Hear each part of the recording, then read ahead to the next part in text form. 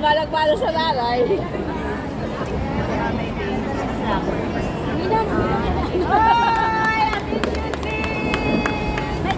Ay, makinig na po tayong lahat at tayo'y magti-testimony. Ayan. Sige, at dito ako. Sige, ako dito. Lahat kayo.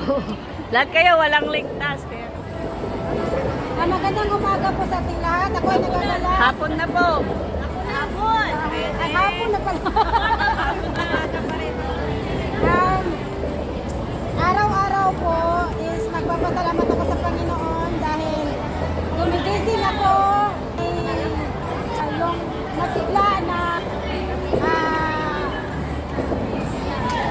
sa araw-araw na trabaho. At saka din po, blessed ako dahil wala pang problema dumarating. Hallelujah! Pero alam naman natin lahat na yung problema is andyan yan lahat dati. Walang problema na hindi binibigay sa Diyos sa atin na hindi natin kaya. At saka nagpapasalamat ako dahil patapos na po yung bakasyon na naman. Tapos na yung bayaran sa exam. Kasi ngayong buwan na ito is last payment ko na sa second semester ng anak ko.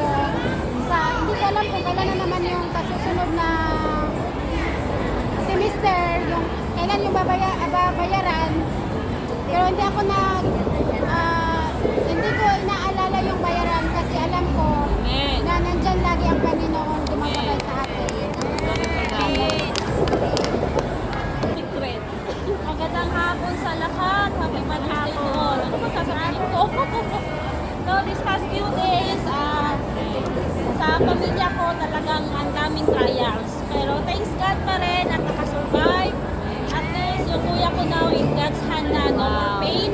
Kahit pa binawi sa atin na masakit pero mas masakit tignan yung nagsasuffer na walang progress. So, pray na lang din namin yung asawa niya kasi ngayon struggle din siya chemo for breast cancer.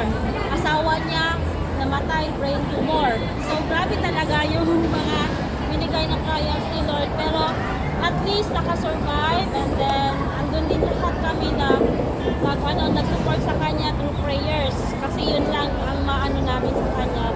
Thank God pa rin na ngayon nagsa-celebrate ng Mother's Day although hindi na kompleto kasi mostly pag may mga okasyon kompleto kami.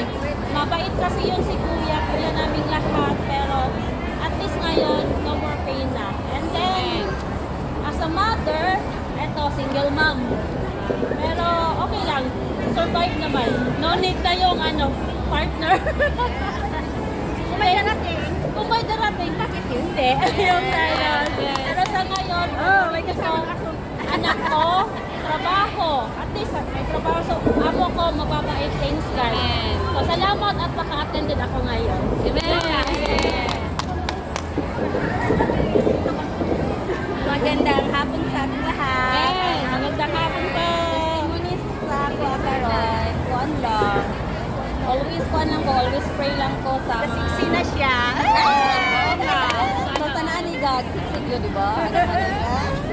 Pero, nagpasalamat gihapon. Ay, Bisaya, dyan ko ay. Ay, makasabot. Tagalog ka, hindi kayo?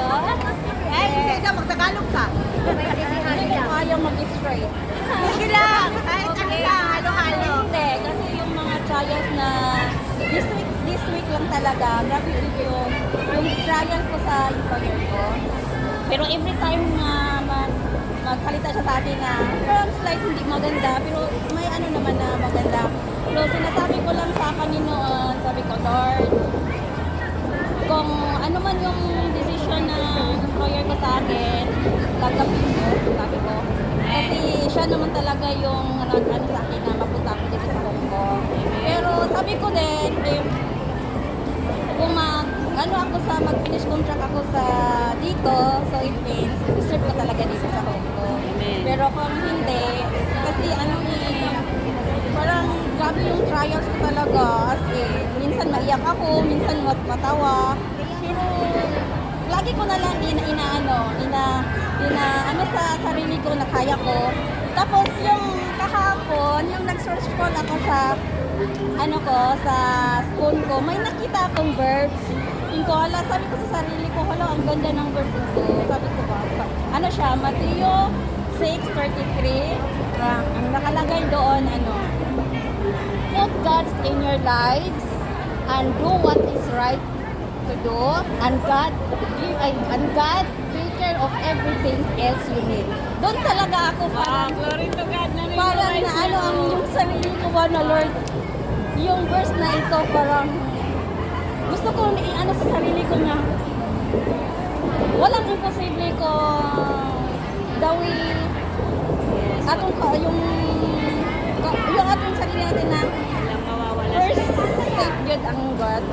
Amen. Kay lahat sa mga problema nato na magay kasagbaran. Tapos kawi nga na mahitabo sa akong kinabuhi na dili deserving ta. Pero gina-push gihapon bitaw nato. Pero nakuan jud ko atong nga verse. Muna karon katong nga verse kada akong ginakuan sa kong mind nga. Put God first in your life. So, Amen. maura to. Thank you. Amen. Glory to God. Yes. Yan lang oh. Yan yung highlights. Yan ang talagang Magandang hapon sa lahat. Wala ko masabi. Basta I'm happy. Mother's Day celebration. Wala desisyon na madam. Magpasalamat ka.